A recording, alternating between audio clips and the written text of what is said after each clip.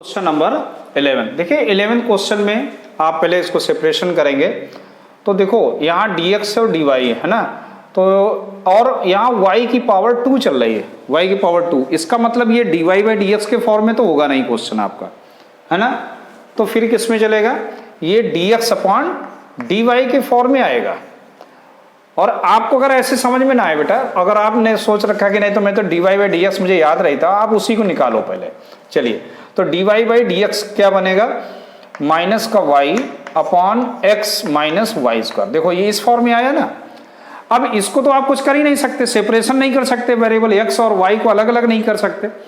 तो अब इस कंडीशन में आपको करना ही क्या पड़ेगा, इसको रिवर्स करना पड़ेगा, ठीक। तो ये क्या बन जाएगा, x minus y square upon minus का y, या हम इसको इस तरह भी लिख सकते हैं dx upon dy equal to minus x upon y और माइनस का और ये प्लस का हो गया क्या y।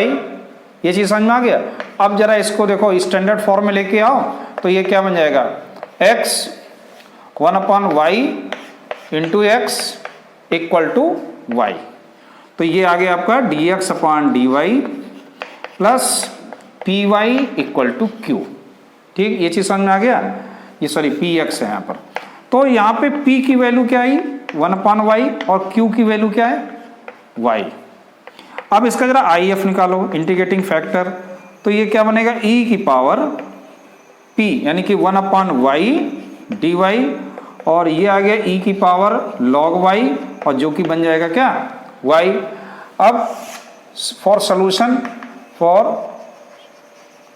सॉल्यूशन के लिए हम लोग क्या करेंगे, x इंटू, ठीक, x into IF equal to integration q into IF into और इंटू क्या dy, ठीक। याद है आपको ना, हाँ ठीक। तो अब देखो यहाँ x इंटू IF कितना है y equal to integration q हमने निकाला था y, IF भी क्या आ गया y into dy plus c भी लिख दीजिए भाई, c लिखना जरूरी है। तो ये आ गया y square dy plus c और ये बन गया y cube upon 3 plus c x y.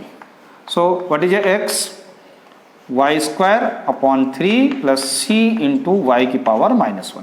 So that is a required solution of the given differential equation. समझ में आ गया, okay. So now come to next question number 12। देखिए 12th question में भी सिमिलर क्वेश्चन है, आपको देख लो, यहाँ वाई स्क्वायर है, यहाँ वाई है, यहाँ एक्स है। तो इसको भी हम लोग क्या करेंगे, dx अपॉन dy के फॉर्म में लिखेंगे भैया, है ना। तो जब dx dy लिखोगे तो क्या बन जाएगा, ये x plus 3y square upon y आ जाएगा। और इस तरह से हम लोग इसको ब्रेक करेंगे जब, तो ये आएगा x upon Y plus 3y बनेगा। और इसको स्टैंडर्ड फॉर्म में लिखेंगे तो आएगा minus 1 upon y into x. तो इसको हम लोग इस तरह लिख सकते हैं माइनस और ये प्लस लगा दीजिए ऐसे, और इक्वल टू 3y। कंपेयर कराएंगे तो p की वैल्यू माइनस 1 अपॉन वाई है और q की वैल्यू 3y। क्लियर। अब देखो इसका जो IF वो क्या आएगा, e की पावर p का मतलब minus 1 upon y d y. Clear. और ये बन जाएगा e की पावर माइनस लॉग वाई, और इसको हम लोग लिख सकते हैं e की power log 1 upon y. So therefore that is a 1 upon y. ऐसे IF जो आया वो 1 अपॉन वाई आ गया। अब चलते हम लोग इक्वेशन में, सोल्यूशन में। तो सोल्यूशन में क्या आएगा, x इंटू IF क्या है बेटा 1 अपॉन वाई इंटीग्रेशन q क्या है 3y है इंटू IF क्या है 1 अपॉन वाई और ये आ गया dy। अब तो ये सिंपल सा हो गया, y से y यहाँ पे कैंसिल हो जाएगा, तो और प्लस का ये c और आपका गया x upon y equal to 3y आएगा। यहाँ 1 बचेगा तो उसका इंटीग्रेशन करेंगे तो y है plus c। So what is x 3y square plus cy।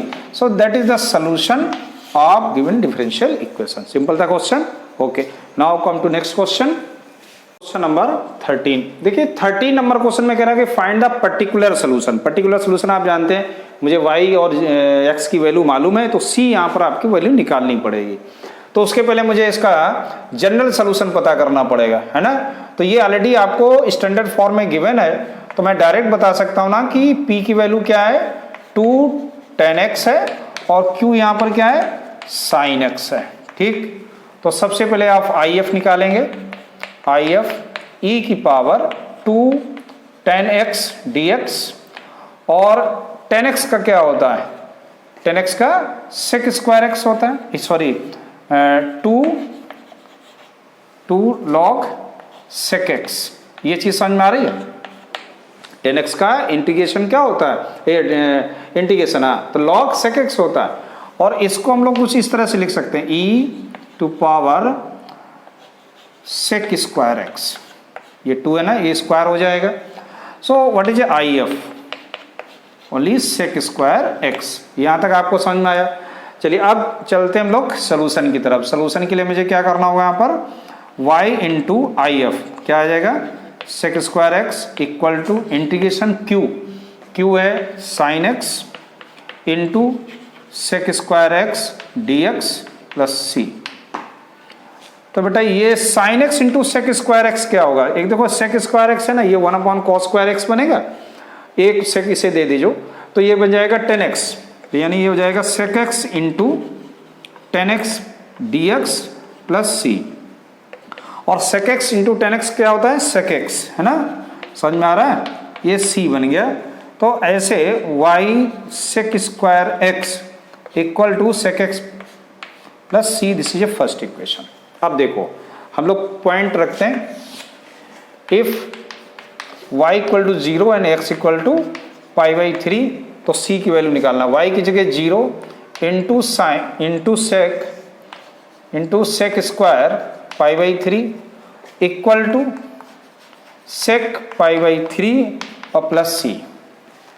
तो देखो भैया ये सेक स्क्वायर x है ना, इंटू 0 हो रहे थे तो 0 ही हो गए, इनकी वैल्यू कितनी होती है 2 प्लस c, तो c इक्वल टू क्या आ गया -2 सेक π/3 दैट इज ए 2। और इस 2 को यहाँ रखते हैं आके फ्रॉम फर्स्ट में, फ्रॉम फर्स्ट क्या बनेगा y into sec square x equal to sec x और प्लस का c। और अब इस सेक स्क्वायर को x को हम लोग अगर राइट साइड में ले जाएं तो क्या बनेगा, देखो सेक स्क्वायर x है ना, और सेक स्क्वायर x यहाँ आके क्या बन जाएगा sec x upon sec square x, यानी कि एक सेक कैंसिल हो जाएगा तो क्या बचेगा कॉस x और plus c cos square x। ये चीज समझ में आ गया, सेक स्क्वायर x का डिवाइड कर दो तो यही आएगा। ठीक, सो that is the required solution. Sorry क्या मैं रखता, c की वैल्यू रखना है, सॉरी c की वैल्यू हम लोग क्या रखेंगे, यहाँ पर c की वैल्यू हम लोग -2, तो लिखना मैं भूल गया, मैंने डायरेक्ट लिख दिया ऐसे। तो ये समझ में आ गया, तो ये इसका आंसर होगा। So now come to next question 14 भी बहुत सिंपल क्वेश्चन है, बहुत प्यार से करिएगा इसे। तो ये तो सिंपल सा है बिल्कुल, dy/dx अगर हम लोग निकालेंगे तो यहाँ पर आ जाएगा 2x upon 1 plus x square, कुछ इस तरह से पहले से लिख लीजिए, और ये आ जाएगा 1 प्लस एक्स स्क्वायर का होल स्क्वायर हो जाएगा। ये चीज़ समझ में आ गया ना, इसका हमने डिवाइड कर दिया दोनों साइड में। तो बेटा p की वैल्यू क्या आ गई 2x upon 1 plus x square बन गया, और q आ गया आपका 1 अपॉन 1 प्लस एक्स स्क्वायर का होल स्क्वायर। ठीक, ये चीज़ समझ में आ गया। चलिए अब देखो हम लोगों का दूसरा स्टेप क्या होता है, IF निकालना है। तो e की पावर ये 2x upon 1 plus x square dx बनता है, और ये आपको मालूम है 1 प्लस एक्स स्क्वायर का डिफरेंशिएशन क्या है 2x है, इसलिए इसको हम लोग लिखेंगे e की power log 1 plus x square, और ये आ जाएगा 1 प्लस एक्स स्क्वायर। ऐसे आ गया IF। अब फॉर सोल्यूशन के लिए क्या करना है, y into 1 plus x square equal to integration q क्या है 1 प्लस एक्स स्क्वायर का होल स्क्वायर है, इंटू IF कितना है 1 plus x square into dx plus c। अब सिंपल क्वेश्चन हो गया ना, देखो ये तो जैसा है वैसे लिखा रहने दो अभी, y 1 प्लस एक्स स्क्वायर, और इसको जरा सॉल्व करते, एक ये कैंसिल हो जाएगा, क्या बचेगा 1 upon 1 plus x square dx plus c। और इसका इंटीग्रेशन क्या होता है, y into 1 plus x square, और ये होता है tan inverse x plus c. This is equation number 1। ठीक, समझ में आ गया। अब देखो, इफ y अगर 0 है और x 1 है तो इस c की वैल्यू निकालना। y की जगह 0 रखेंगे और x की जगह अपन 1 प्लस 1 स्क्वायर यानी कि 1 ही रहेगा, इक्वल टू, और ये टेन इनवर्स 1 प्लस सी, बेटा ये तो 0 हो गया, और ये आ गया pi by 4 plus c. It means what is a c, minus का पाई बाई 4। ठीक, बस फ्रॉम फर्स्ट, बहुत आसान क्वेश्चन है। तो y 1 plus x square equal to tan inverse x minus pi by 4। तो हम लोग कह सकते हैं this is a required solution. यही एक, तो यही आप आंसर दे सकते हो इस फॉर्मेट में, या आगे और लिख जाएंगे तो भाई आपको कुछ इस तरह से लिखना पड़ेगा, ten inverse x upon 1 plus x square minus pi by 4 and 1 plus x square की पावर माइनस 1। तो कोई ज़रूरत नहीं, आप इसको ही आंसर दे देंगे। ठीक, so now come to next question, question number 15। देखो 15 ऑलरेडी आपको पहले से ही स्टैंडर्ड फॉर्म में लिखा हुआ है, केवल आपको कंपेयर करा के बताना है। p की वैल्यू क्या है 3 cot x और q की वैल्यू क्या है यहाँ पर sin 2x। सिंपल तरीके से if निकाल दीजिएगा, e की पावर -3 cot x dx, और इसका इंटीग्रेशन क्या आ जाएगा माइनस log sin x, और ये 3 भी है साथ में, ये ध्यान रखना है। अब देखो इसको हम लोग क्या लिखें, तो ये बन जाएगा e की पावर log sin x का होल क्यूब, कुछ ऐसे बनेगा। यानी कि हम लोग कह सकते हैं, और ये माइनस भी है, सॉरी माइनस भी है, ये ध्यान रखना। ठीक है, माइनस है ना, तो ये आ गया sin x की होल पावर -3, या इसको हम लोग लिख बोल सकते हैं कि cosec क्यूब x, ऐसे भी तो लिख सकते हैं। चलिए, तो ये हमको if मिल गया।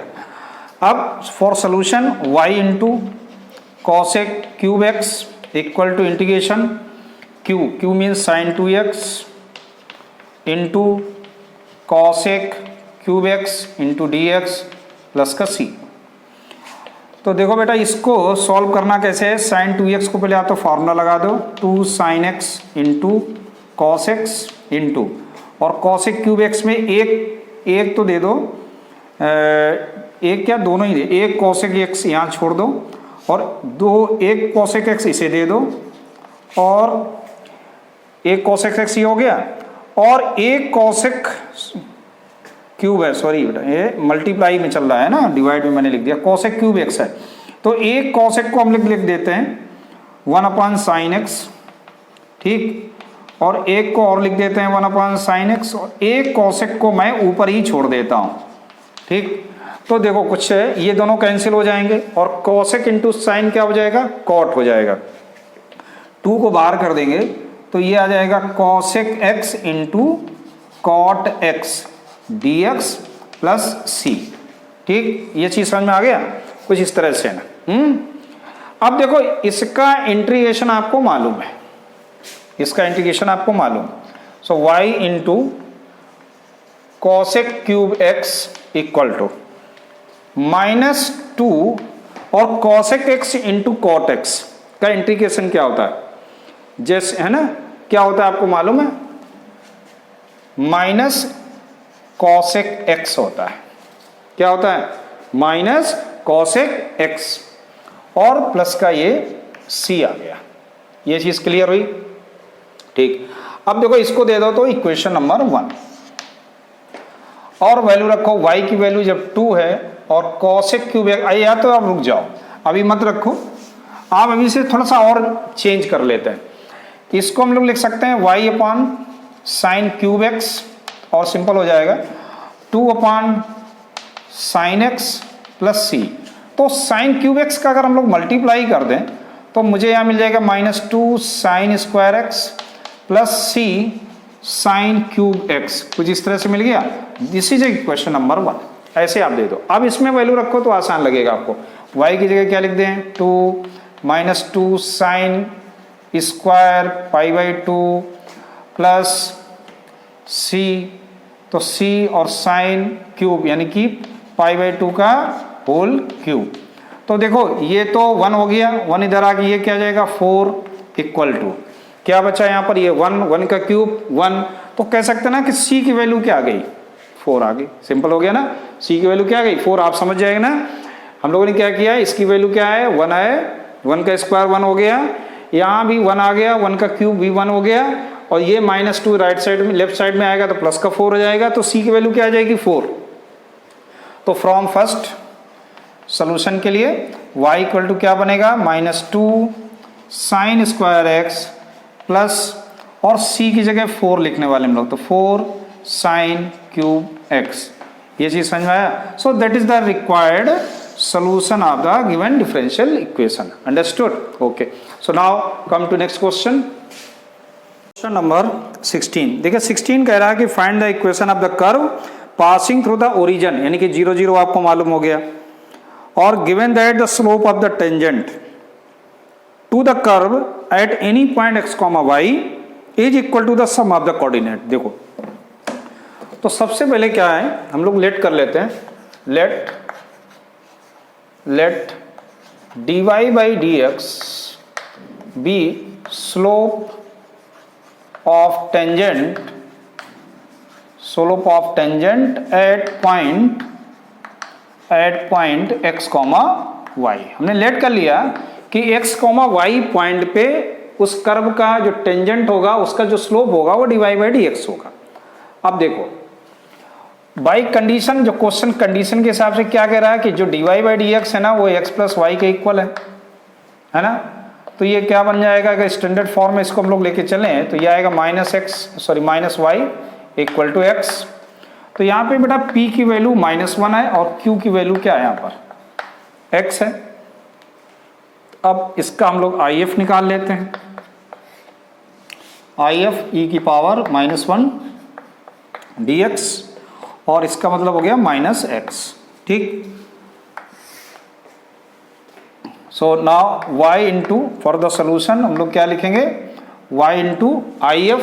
तो y इंटू IF क्या हो गया e की power -x equal to integration q का मतलब x है इंटू IF e की power -x into dx plus c। अब इसका इंटीग्रेशन करिए, तो first and second, first integration of second minus integration and differentiation of first, तो ये तो 1 आ जाएगा, into integration of second dx and x plus c।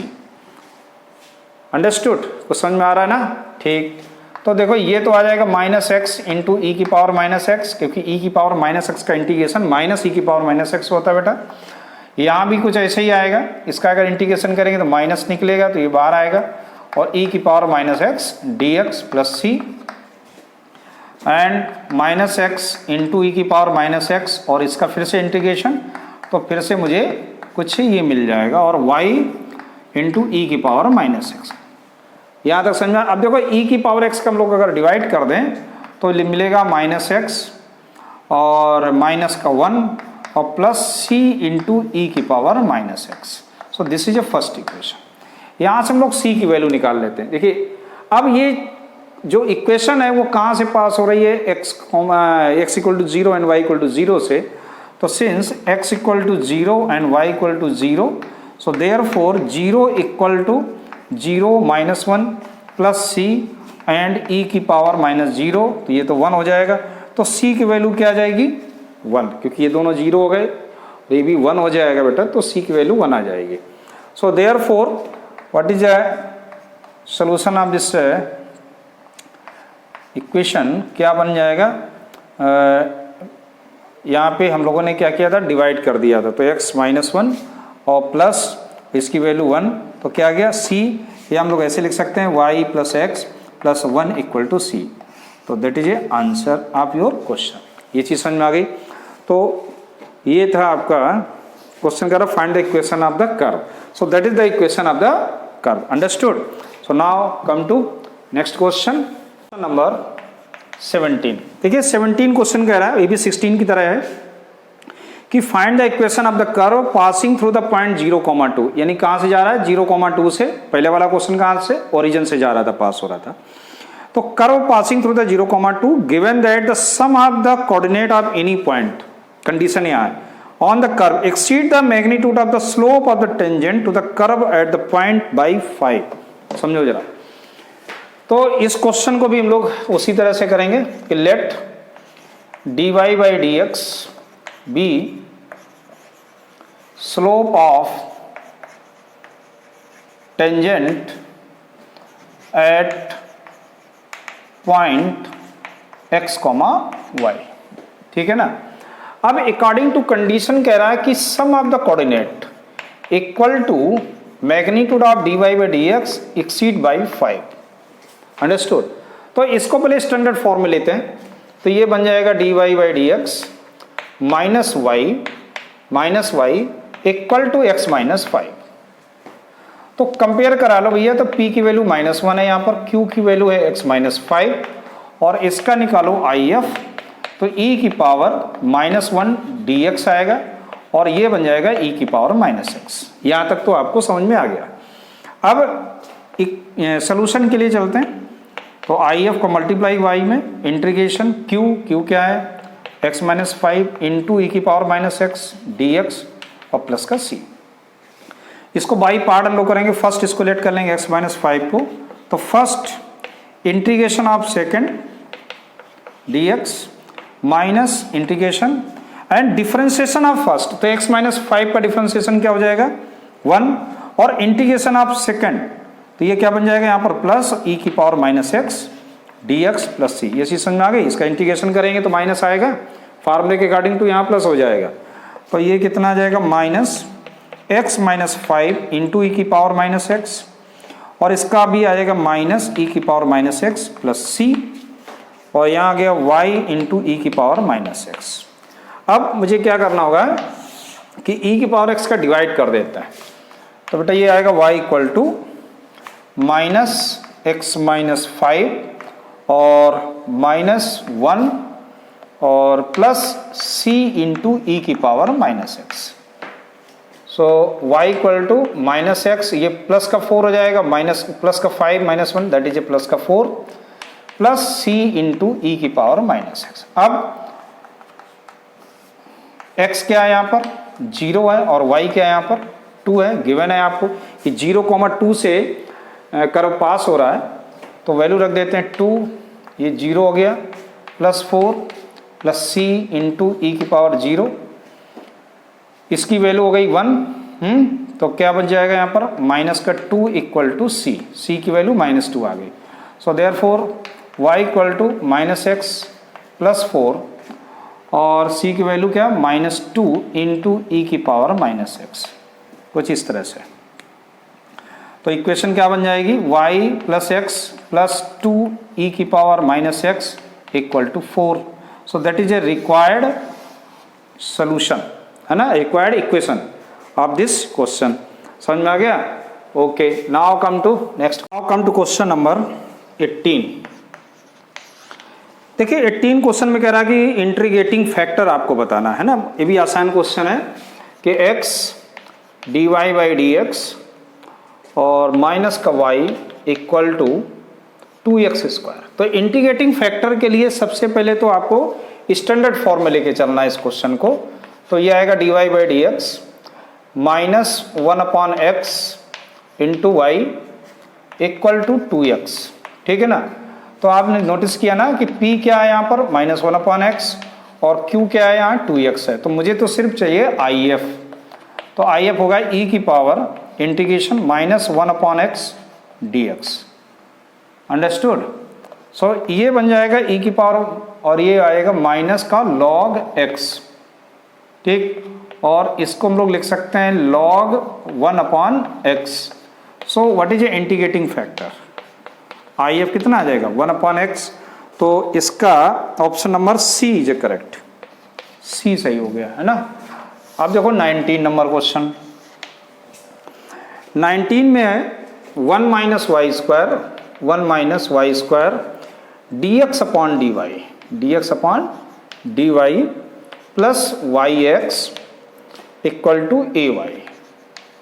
ठीक, अब देखो इसको कैसे किया जाए। तो सबसे पहला काम स्टैंडर्ड फॉर्म में लिखना, d x upon d y बेटा क्या आएगा, y upon 1 minus y square into x equal to a y upon 1 minus y square. तो कंपेयर कराएंगे तो p की वैल्यू यहाँ y upon 1 minus y square है और q इक्वल टू है यहाँ पर a y upon 1 minus y square. तो q से मुझे कोई लेना देना नहीं यहाँ पे, मेन अपना काम p से, क्योंकि इसमें भी हमको IF निकालना है, इंटीग्रेटिंग फैक्टर e की पावर, और ये आएगा y upon 1 minus y square into d y. Understood. अब देखो इसके इंटीग्रेशन के लिए अगर हम यहाँ पर -1/2 कर दें तो यहाँ क्या आ जाएगा, माइनस का 2y upon 1 minus y square into d y, इसका डिफ्रेंसिएशन ऊपर है। तो ये क्या बन जाएगा, e की पावर -1/2 और इसका इंटीग्रेशन क्या हो जाएगा, log 1 माइनस वाई स्क्वायर। ये चीज़ समझ में आ गया। और इसको हम लोग लिख सकते हैं log और 1 minus y square whole power -1/2। तो IF कितना आ गया, 1 माइनस वाई स्क्वायर का होल पावर -1/2 या 1 upon under root 1 minus y square. तो ये इसका IF आ जाएगा।